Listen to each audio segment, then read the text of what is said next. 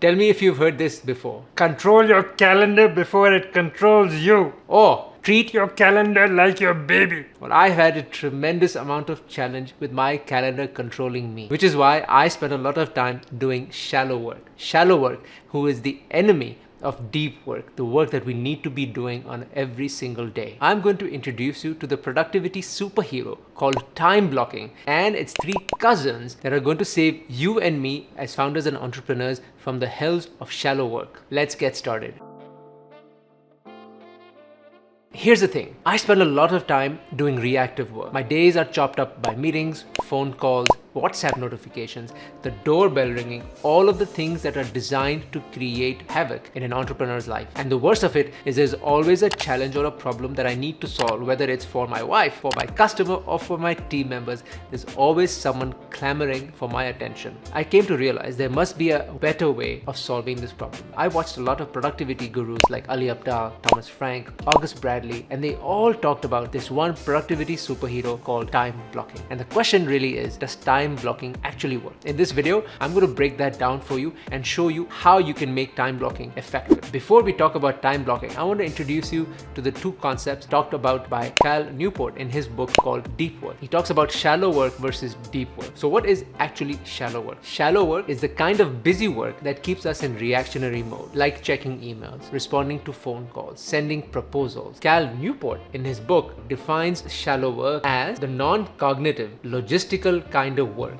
that we do in a state of distraction. And the funny thing is, most entrepreneurs and founders spend a lot of their days doing shallow work. And it's often these low value, high pressure tasks that keep us from our more important high value work. A good example of this is if you've been trying to launch a podcast, a YouTube channel, or work on a really important work project. What keeps us from doing that is all of this shallow work. Deep work, on the other hand, isn't necessarily about working harder or working longer. It's about working smarter. And ideally, deep work is about transforming your everyday set of tasks into more concise, meaningful set of tasks. From a random series of events to a more planned, cohesive workday that allows you to prioritize your high value tasks. And Cal Newport also says that deep work is a habit that needs to be trained. It's like a muscle that you need to build over time. And deep work isn't just necessarily a good set of habits. If you haven't already, check out this very special series that I created called Habits and Systems for Entrepreneurs and Founders, where I talk about all of the amazing habits that you need to create in your day-to-day life to bring in the ability to do deep work. It's not just about habit, it's about discipline. It's about building that muscle that allows you to get into deep work mode. Getting into the zone should become muscle memory. It's almost like you waking up and flossing your teeth or brushing your teeth first thing in the morning. That's how we need to think about getting into the zone, getting into deep work mode. So let me introduce you to the first hero of this story, and that is our good friend time blocking. So what is time blocking? Time blocking is where you take your calendar that is currently divided into so many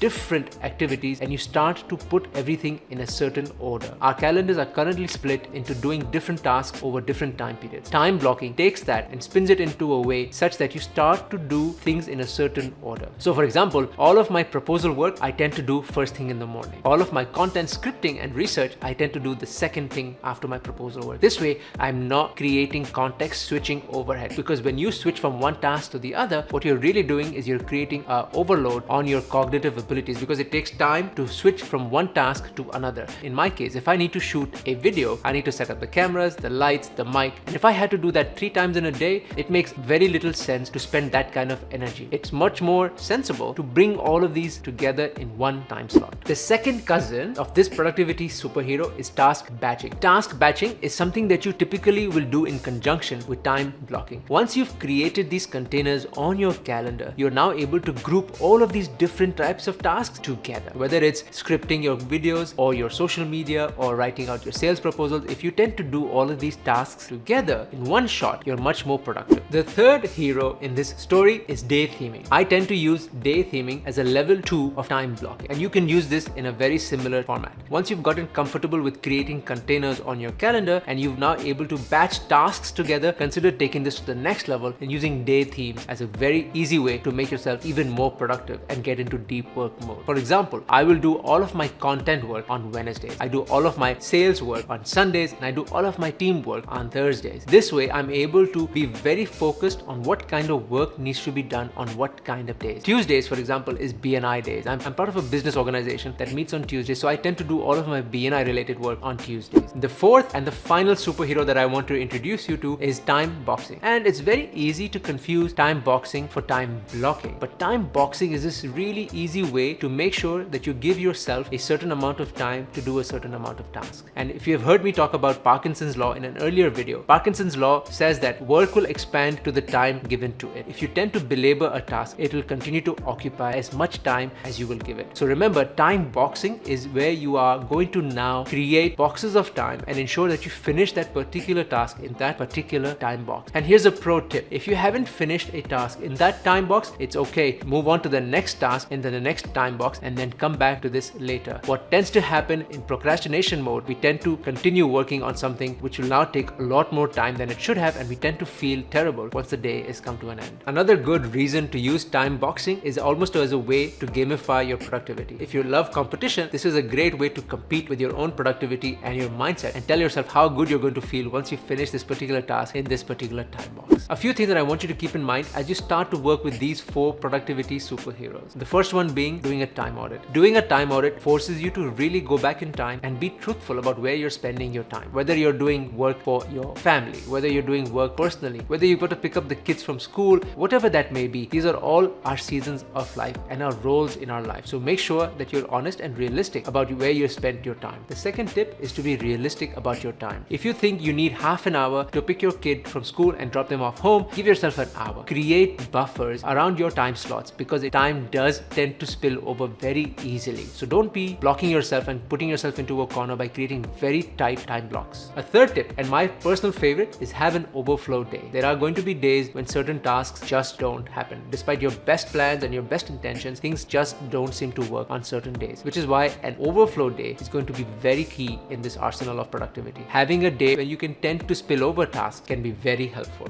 The other thing that I want you to remember is not to be too rigid with yourself. It's okay to have a bit of leeway in your time slots, in your time boxes, in your day themes. No big deal if you don't make it happen on a certain day. Being rigid with yourself can cause a lot of grief and a lot of angst, and you tend to then walk away from the entire framework itself. The other tip that I want to mention here is remember to schedule leisure time. Leisure time is time that you're spending away from work. It's not having lunch and doing a proposal or having lunch and checking emails. Leisure time is where you've actually physically stepped away from your phone and your PC and doing things that genuinely give you a lot of joy. Whether it's reading a book, whether it's watching a movie, or spending some time with your pets or your kids, make sure you do create 30 or 45-minute slots on your calendars or even more for your leisure time. If you like this video, please make sure you give me a thumbs up and tell me in the comments below which of these 4 productivity superheroes work for you the best. And remember to check out this playlist here called Habits and Systems for Entrepreneurs and Founders, where I share with you all of the amazing habits and systems that you can create as a founder in your daily life.